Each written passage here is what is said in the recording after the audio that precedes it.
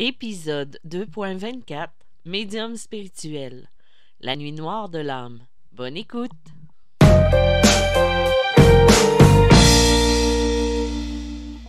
Bonjour, bienvenue dans mon nouvel épisode de Médium spirituel. Mon nom est Isabelle B. Tremblay. Je suis auteure, médium, conférencière dans le domaine de la spiritualité et du mieux-être. Aujourd'hui, le sujet du jour va être la nuit noire de l'âme. Je sens que plusieurs personnes ces temps-ci vivent ce type d'éveil spirituel, de passage ou de parcours initiatique en ce moment avec tout ce qui se passe au niveau énergétique, au niveau de la vie, au niveau de ce qu'on vit aussi. Et aujourd'hui, c'est pour ça que j'ai envie de vous en parler. J'ai fait un épisode sur l'éveil de l'âme. Je ne me souviens plus exactement quel était ce numéro d'épisode, mais j'en parle un petit peu. Donc, je veux revenir avec ce sujet-là parce que je pense que c'est important quand même de ne pas se décourager, de ne pas être dans le découragement, la peur, les craintes, l'impression qu'on ne va nulle part. Moi, c'est un passage que j'ai vécu en 2016-2017. Je m'en suis sortie vers 2018 environ, mais ça a été comme un bouleversement dans ma vie. Ça a été quelque chose... Moi, je n'avais pas mis de mots là-dessus. Je ne savais pas que ça existait. Puis c'est quelqu'un qui m'en a parlé, une cliente, à un moment donné. Et là, j'ai fait des recherches et j'ai voulu comprendre parce que j'ai besoin de comprendre dans la vie. Vous l'aurez compris si vous depuis le moment où vous m'écoutez. Donc, j'ai tenté de comprendre et c'était vraiment une période de ma vie qui ressemblait à ça. Je vais vous en parler plus au niveau des émotions, au niveau de comment je le vivais. Peut-être que ça va vous parler, peut-être pas. Peut-être que vous n'avez pas encore passé par ce type de parcours. Donc, pour celles et ceux qui se souviennent, j'ai fait mon éveil en 2015. J'ai choisi de prendre la voie de ma spiritualité, de ma médiumnité, parce que depuis toutes ces années, j'avais l'impression que ma vie ne menait à rien. Donc, c'est vers l'âge de 33 ans, 34 ans, où j'ai commencé à choisir de prendre la direction que mes guides me poussaient, mais que moi, je ne voulais pas écouter. Mais, vous savez, tout changement qu'on va faire dans notre vie va nous emmener aussi à vivre et à laisser tomber certaines parcelles de notre vie. Donc, en 2015, j'ai fait le choix. Tout était bien parti, je me sentais bien, j'étais heureuse. C'était pas parfait dans ma vie, je savais pas comment utiliser ces capacités-là, quoi faire avec ce que j'avais à l'intérieur de moi. Mais je traçais mon chemin tranquillement. Par contre, il y avait encore des problèmes parce que je ne me mettais pas à l'avant. Je mettais encore les autres à l'avant. Comme si je n'arrivais pas à comprendre que... Ben, pas comprendre, mais je le savais, je l'entendais, c'était souvent le message qui revenait, mais j'étais pas capable de me mettre à l'avant. Probablement parce que je m'aimais pas assez et j'avais pas l'impression que je valais quelque chose. C'est plate, mais c'est souvent comme ça qu'on se sent. À moins d'avoir un ego surdimensionné, mais c'est peut-être pas le cas pour moi. Donc, 2015, je commence à faire des organisations d'événements pour d'autres personnes dans le domaine de la spiritualité et de la médiumnité. J'essaie d'écrire mon livre Médium malgré moi. Ça marche pas comme je veux parce que ça aboutit pas et tout ça, mais à un moment donné, en 2016, j'ai réussi à écrire ce livre-là en 3 mois, après avoir été chercher un coaching pour le commencer. Et après 3 mois, en travaillant 40 heures semaine, plus l'organisation d'événements, j'ai réussi à écrire mon livre en 3 mois, qui était un exploit à ce moment-là. Et j'étais tellement fière d'avoir terminé. Malgré les commentaires que je recevais de me dire, ben, tu seras pas accepté la première fois, ça va être dur de te trouver un éditeur et patati et patata. Donc, de ce côté-là, ça s'est très bien passé. Mais dans ma vie professionnelle, dans ma vie personnelle, j'avais faire des choix, c'est aussi laisser tomber des choses. Donc, moi, j'étais infographiste jusqu'en 2017. Et ce qui est arrivé, c'est que j'ai perdu mon emploi en août 2016. Et suite à ça, tout dans ma vie s'est enchaîné. J'ai vécu plusieurs pertes au niveau professionnel, au niveau personnel, au niveau pour me retrouver à être à retourner chez mes parents à l'âge de 36 ans. Quelque chose que je ne voulais pas et que toute personne indépendante, comme je le suis, c'est pas dans dans les attentes ou dans les projets. On va dire ça comme ça. Et suite à tout ce que j'ai perdu dans ma vie, tout ce qui a pris le bord en québécois, euh, j'ai comme vécu plusieurs situations qu'une personne va vivre peut-être dans une vie. Des pertes, tu sais, perte d'emploi, accident de voiture, j'en ai eu trois. Euh, Ensuite, déménagement. Et il y a plein de trucs que je vous dis pas, là, mais qui est écrit dans le prochain livre que je vais sortir. Et je me suis retrouvée à 36 ans, je retourne chez mes parents, le temps de me reprendre en main. Et en même temps, j'étais pas surprise, même si c'était pas quelque chose que je désirais, parce que presque 2 ans avant, je rêvais toujours que je retournais vivre dans mon village où j'ai grandi. Comme si le message, il était là, on m'avertissait, mais je le comprenais pas ou je le voulais pas le voir. Donc, quand je suis retournée, après toutes les périodes que j'ai vécues à l'intérieur de 6 mois, je me suis retrouvée fatiguée. Fatiguée, déçue.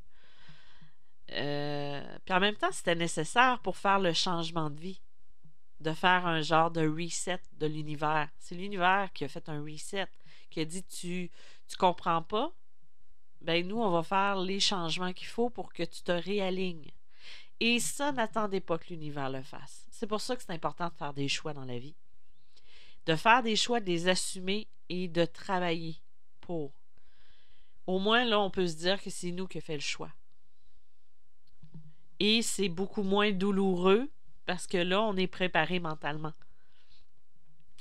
Quoique, hey, non, c'est parce que je dis ça, là, mais en même temps, je pense à toutes les personnes qui m'ont dit, ben voyons Isabelle, tu l'as pas senti? T'es pas médium, toi? Oui, je l'ai senti, mais peut-être que comme vous ou comme n'importe qui, je suis un être à part entière qui a un ego, puis qui se dit, je veux pas, donc je vais tout faire. Tu sais, c'est ça la place de l'ego aussi. C'est de savoir qu'il y a quelque chose qui s'en vient, parce que souvent, je sais ce qui s'en vient ou j'ai une idée au niveau énergétique de ce qui s'en vient, mais des fois, je veux peut-être pas que ça arrive, même si je sais que ça va arriver quand même.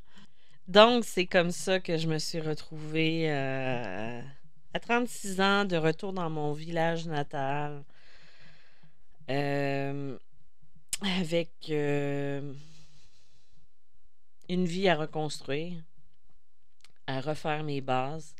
J'arrivais pas à me retrouver un autre emploi. J'étais fatiguée. J'étais épuisée. Mais contrairement à toutes les fois, parce que ça m'est arrivé souvent d'être dans des périodes de transition, parce que j'ai changé d'emploi souvent, il m'est arrivé plein de trucs ordinaires. Je ne portais plus le mal-être qui m'avait habité pendant des années. Donc, ce qui fait que ça a été plus facile suite à ça, tu sais, quand même de remonter la pente. Mais en même temps, tu sais, j'avais cette fatigue-là que je ressentais, une genre de lassitude, comme si j'avais plus d'intérêt pour rien.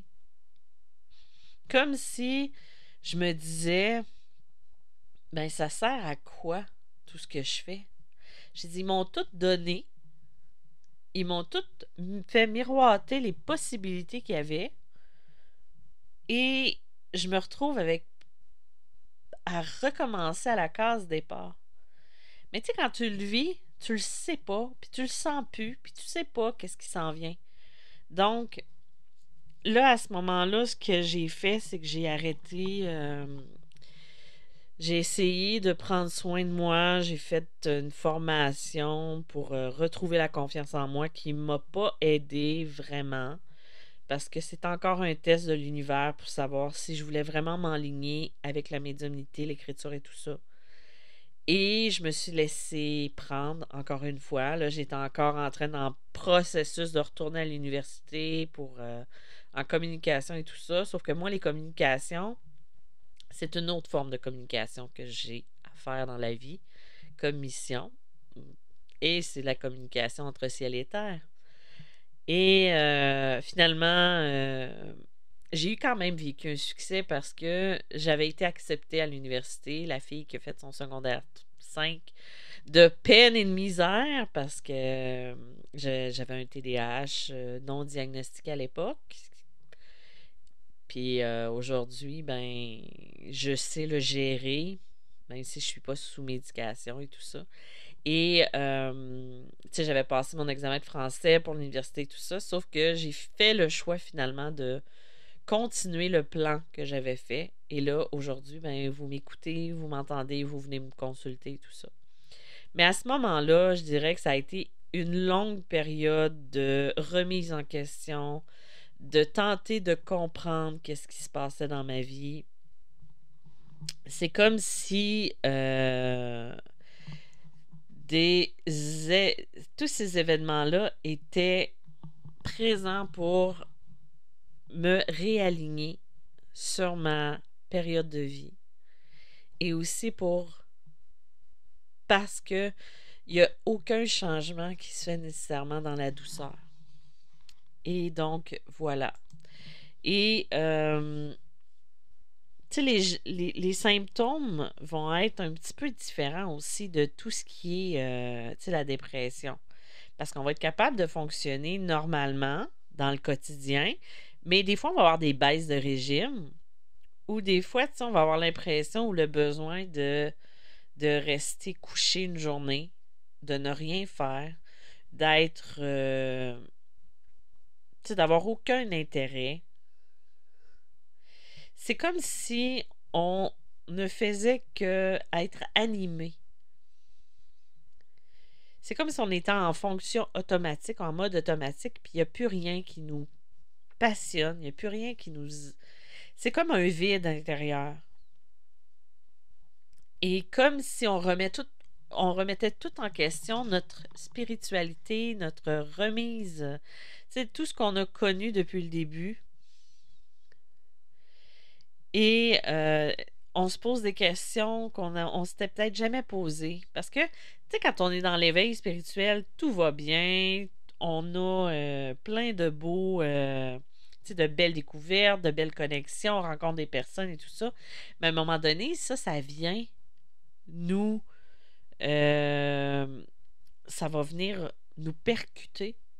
Et c'est là qu'on se remet en question puis se dire, ben pourquoi j'ai cette vie-là? Pourquoi j'ai toujours des épreuves? Tu sais, à un moment donné, moi, dans cette vie-là, là, pendant que je vivais toutes ces épreuves-là, je me suis même demandé, je me suis dit, qu'est-ce que j'ai fait à la vie pour mériter ça? Finalement, 2 ans, 3 ans plus tard, même 4 ans plus tard, je me dis, ben, ce que j'ai mérité, ce que j'ai fait à la vie, c'est que je me suis choisie. Et là, j'ai dû passer par cette période difficile-là pour pouvoir être qui je suis aujourd'hui. Tu sais, c'est facile à dire, là, parce que je l'ai passé, puis je suis pas à l'abri de repasser ce type de situation-là. Tu sais, la vie, est-ce qu'elle est? On passe par des hauts, des bas, mais à un moment donné, des fois, ben, il faut apprendre à se choisir, et c'est le choix que j'ai fait. Parce que je mettais toujours les autres d'en avance, devant, pas d'en avance, mais tu sais, je les mettais toujours sur le devant, et moi, j'étais là pour les promouvoir au lieu de me promouvoir moi-même. et de les aider jusqu'à perdre tout, tout ce que j'avais pour pouvoir me réaligner. Aujourd'hui, l'abondance, elle est là. L'abondance, il a fallu que je travaille très, très longtemps. Puis je parle pas d'abondance financière seulement. L'abondance sur tous les plans. Tu sais, c'est un travail sur soi, c'est une compréhension, mais il faut juste se dire que ça va bien aller après. Puis je dis pas ça parce que c'est la phrase fétiche depuis un an. Mais c'est juste qu'après ça, on s'enligne. C'est un moment difficile à passer, mais après ça, on va bien se sentir puis on va être sur notre X. Mais pour ça, il faut se choisir. Et la nuit noire de l'âme, je dirais que c'est vraiment une période que de bouleversement dans lesquels tous nos points de repère sont mis à l'épreuve, sont brouillés. Et il ne faut pas se décourager. Il faut juste continuer d'avancer, même si c'est difficile, même si on n'est pas sûr. Puis tout ce qui va arriver, c'est qu'à un moment donné, le soleil va, va se remettre à briller. C'est pas parce que les nuages sont devant le soleil qu'ils ne brillent plus. C'est juste que notre regard est brouillé par les nuages. Fait que des fois, il faut tasser ces nuages-là ou attendre que l'orage passe ou de danser justement sous l'orage en essayant de ne pas se faire électrocuter. Mais ça, c'est mon petit humour d'image. Donc, mais en tout cas, c'était mon petit épisode sur la nuit noire de l'âme. Je ne sais pas si ça va vous inspirer ou si ça va vous parler. J'aurais pu rentrer encore plus dans les détails, mais j'avais envie de partager ce pan-là de ma vie avec vous. Et aussi peut-être que si vous êtes dans une période qui est difficile parce que en ce moment, c'est pas évident au niveau énergétique. Et là, je parle pas de l'hypersensibilité, mais je parle vraiment au niveau de les personnes qui vont ressentir cette énergie-là. C'est important de prendre soin de soi, de prendre des pauses. Là, j'en prends de plus en plus parce que je le ressens, mais ça va mieux aussi quand je reprends. Je remets le pied par terre et j'avance. Donc voilà, je vous dis merci encore une fois d'avoir été présent. N'hésitez pas à partager ou à aimer ce que je fais en mettant un petit thumbs up. Sinon, ben, peut-être que c'est pas fait pour vous ce que je dis, mais bon, c'est pas grave, on a chacun notre façon de percevoir. Donc, je vous dis merci. Si vous désirez des rencontres ou autres, vous pouvez m'écrire via ma page internet www.mediummalgrémoi.com. Je vous dis merci et à bientôt. Bye bye!